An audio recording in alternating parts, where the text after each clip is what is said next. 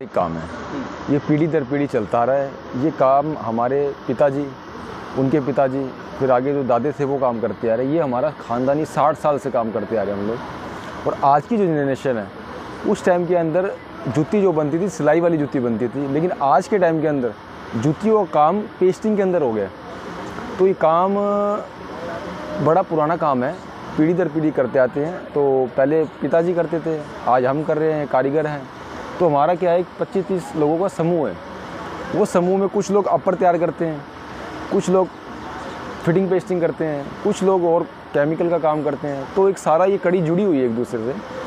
तो इस काम में हमारा बच्चा काम करता है, तब जाके ये पूरी जूती का काम तैयार होता है।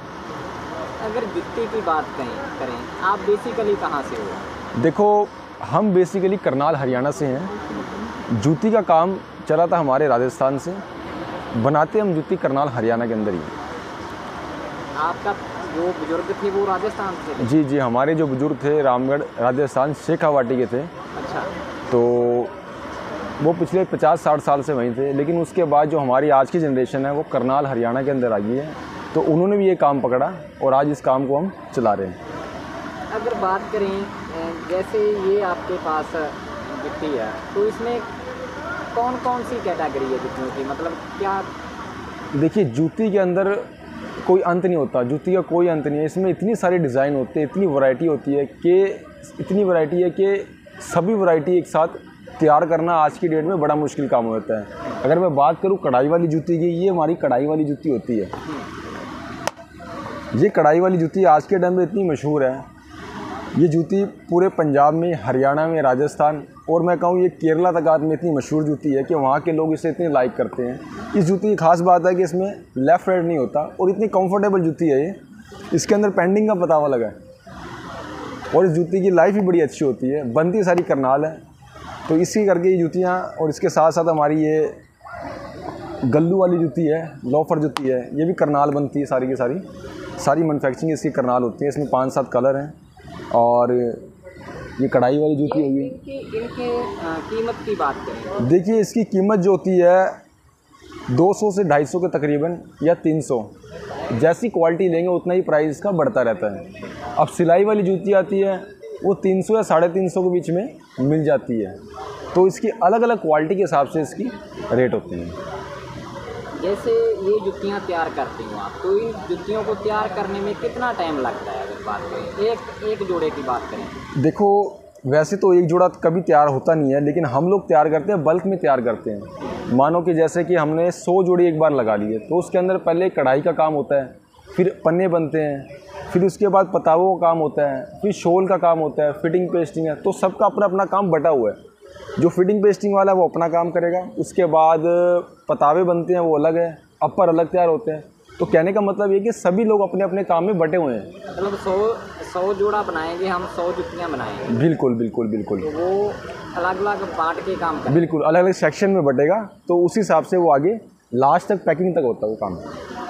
इधर आपके पास काफ़ी बढ़िया जुतियाँ पड़ी। जी बिल्कुल। तो यहाँ पर लोगों का कैसा रिस्पॉन्स रहता है? देखिए, बाबा फरीद की सबसे पहले तो मेला प्रशासन का बहुत बहुत धन्यवाद करना चाहूँगा, रेड क्रॉस सोसाइटी का, NZCC का, और जितने भी यहाँ पे अधिकारी है, बहुत बहुत तहे दिल से मेरा धन्यवाद है जिन्होंने हमें यहाँ पे आने का मौका दिया। और साथ साथ मैं एक बात और कहना चाहूँगा, जो मेला प्राधिकरण की व्यवस्था, बहुत अच्छी व्यवस्था की गई है। मैं पहली बार यहाँ पे आया हूँ और मैं एक बार फिर बहुत बहुत धन्यवाद करना चाहता हूँ जिन्होंने वहाँ पे यहाँ आने का मौका दिया। और बहुत अच्छा अरेंजमेंट किया गया है मेला प्रशासन की तरफ से, और हमें आने का मौका दिया और हम अपना प्रोडक्ट यहाँ पे सेल कर रहे हैं। अगर हम जुतियों की बात कर रहे थे, जैसे ये कढ़ाई वाली है, तो इसमें कौन कौन सी सबसे ज़्यादा मशहूर जुती होती है? देखो, कढ़ाई वाली के अंदर हमारे पास ये जूती आती है जरी जूती। ये जरी जूती, इसके अंदर सारा जरी का काम होता है। ये जरी है, इम्पोर्टेड धागे की जरी होती है। ये जरी कभी काली नहीं होती। ये सबसे मशहूर जूती है और ये बहुत अच्छे कारीगर की बनी हुई है। ये कारीगर धर्मा ढाबे की जोड़ी है, धर्मा ढालिया की जोड़ी है। इतना मशहूर कारीगर है, इसकी जूतियाँ हर जगह देश विदेश में मशहूर है। धर्मा ढालिया, बिल्कुल, ये धर्मा ढालिया की जोड़ी है। इतना मशहूर कारीगर है। ये करनाल की है? बिल्कुल, ये करनाल में है और बड़े अच्छे कारीगर है और जूती अपने हाथ से बनाते हैं। अच्छा। और भी अच्छे अच्छे कारीगर है, क्योंकि देखो, जूती बनती है कारीगर पे, कारीगर की अहमियत होती है। बिल्कुल, कारीगर की अहमियत होती है। कारीगर जूती को कैसे तैयार करता है, ये बातें उस पर निर्भर करती है, कारीगर कैसे उसको बना रहा है जूती को। डिजाइन कैसा, बिल्कुल बिल्कुल, उसकी गेटअप कैसी है, उसकी फिनिशिंग कैसी है, तो ये सब बातें बहुत ज़रूरी होती है जूती बनाने के लिए। और साथ साथ में जूती के अंदर स्पंज लगाते हैं ताकि जूती कंफर्टेबल रहे, और ये जूती वॉशेबल भी होती है क्योंकि जूती आमतौर पे पानी में ख़राब हो जाती है। तो ये जूतियाँ इस तरीके से तैयार की गई हैं, सारी की सारी वॉशेबल होती हैं और बड़ा अच्छा कारीगर का काम किया हुआ है जूती में। तो जैसे आप कारीगर की बात कर रहे थे, और भी नाम होंगे कारीगरों के कोई? कारीगर जी हमारे यहाँ पे जो पारंपरिक ट्रेडिशनल कारीगर थे वो तो अभी इस दुनिया में नहीं है, लेकिन उसके साथ और भी अच्छे अच्छे कारीगर आ गए हैं। जैसे हमारे पास कारीगर हो गया, एक है पूरन है, और 2-4 कारीगर और है, उनकी जूतियाँ बड़ी मशहूर है। और अपने साथ साथ गोविंदा, एक गोविंदा डालिया, उसकी जूती बड़ी मशहूर है। तो जूती का काम वही करते हैं, बड़ी अच्छी जूती बनाते हैं। उनका नाम चलता है अपने एरिया में? बिल्कुल बिल्कुल, उनका नाम मशहूर है, कारीगर के नाम से मशहूर है। क्योंकि देखो कारीगर तो बहुत होते हैं, बात होती है कारीगर को कारीगरी दिखानी क्या है जूती के अंदर, तो वो सब बातें बहुत ज़रूरी होती है। क्योंकि कारीगर के जूती बनाने का एक तरीका होता है। जैसे जूती ये बनाई हुई है हमारे पास, ये जूती है, ये जूती में इतनी सॉफ्ट जूती बनाई हुई है और इसकी गेटअप इतनी अच्छी दी हुई है जूती ने, क्योंकि ये जो कारीगर है बड़ा ही एक, मैं कहूँ तो आपको कुशल कारीगरों में एक है, बड़ा अच्छा जूड़ी बनाता है ये। अच्छा, बिल्कुल, बहुत अच्छी जूती है, सॉफ्ट जूती है।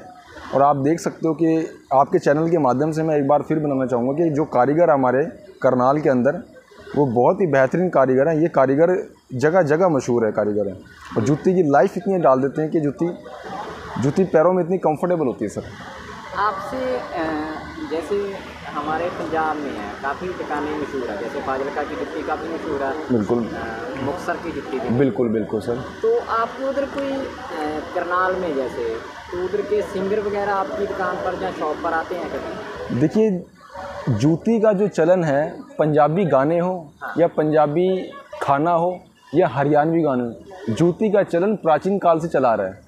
जूती आज की मैं बात करूं, इस युग की बात करूं, तो जूती एक ऐसा ट्रेंड बन गया है कि कोई भी गाना हो या पंजाबी सिंगर हो, जूती लाजमी ही पहनते हैं। तो हमारे यहाँ पे जो हरियाणवी कलाकार है, जैसे कि अमित सैनी रोहतकी है, हमारे मशहूर कलाकार है, हरियाणवी गाने गाते हैं। वो हम उसको पंजाबी में सिद्धू मूसेवाला कहते जी, हैं। जैसे बिल्कुल बहुत अच्छा बताया, सही बताया, सिद्धू मूसेवाला है। हमारे मान साहब है, भगत मान साहब हो गए, और गुरदास मान साहब हैं, अपना ये आपके सरदार जी हैं। ये जूती इनकी जो इतना लाइक करते हैं जूती को, कोई भी गाना हो तो जूती वहीं से बन के जाती है और बड़ा अच्छा लगता है उनको जूती डाल के। अच्छा, वो अमित सैनी रोहतकिया भी आपके आते हैं? बिल्कुल बिल्कुल, अमित सैनी रोहतकिया है। और यहाँ तक कि हमारे यहाँ पे एक ऐसा कारीगर भी है जिन्होंने सपना चौधरी तक की जूती बनाई हुई है। अच्छा, इतनी मशहूर गायिका है हरियाणा में, हरियाणा छोड़ो आप, वर्ल्ड फेमस गायिका है, उन्होंने सपना चौधरी तक की जूती बनाई हुई है। तो उनको काफ़ी जूती अच्छी लगी, तो वो आज भी अगर जूती उनको बनानी होती है तो वो उन्हीं को ही अपना जो साइज़ की जूती बनवाते हैं।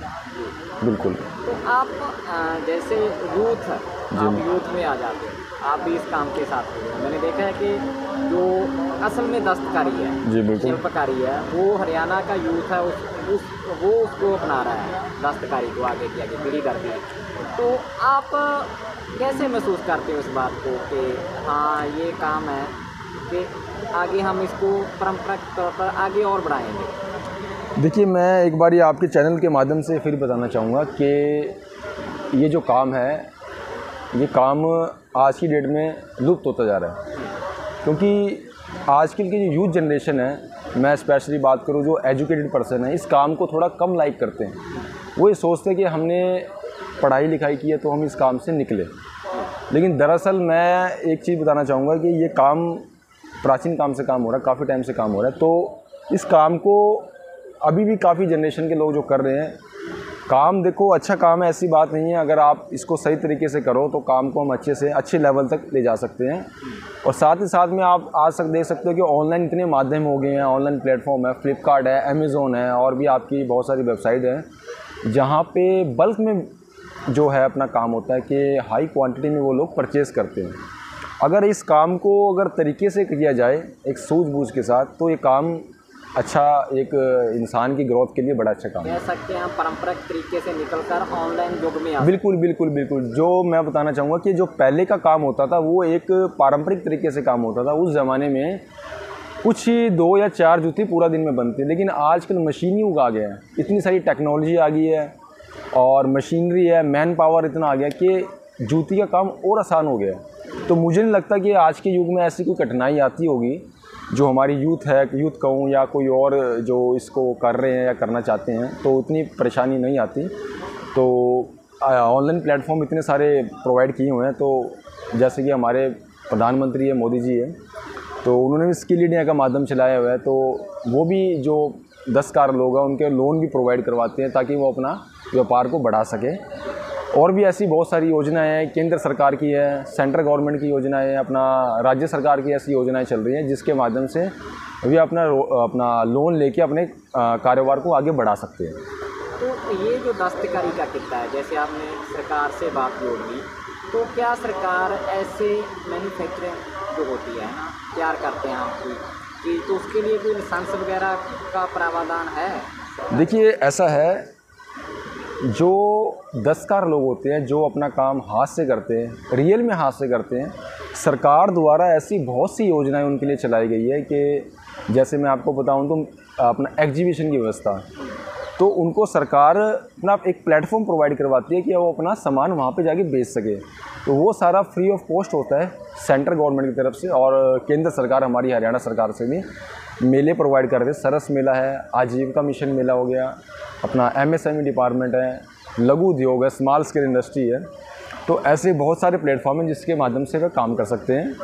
और बहुत सारी सुविधाएं, मैं कहूँ तो आज के युग में इतनी सुविधाएं दे दी है सरकार ने कि एक दस्तकार जो है, शिल्पकार है, उसको किसी प्रकार की कोई समस्या का प्रॉब्लम नहीं हो रही है।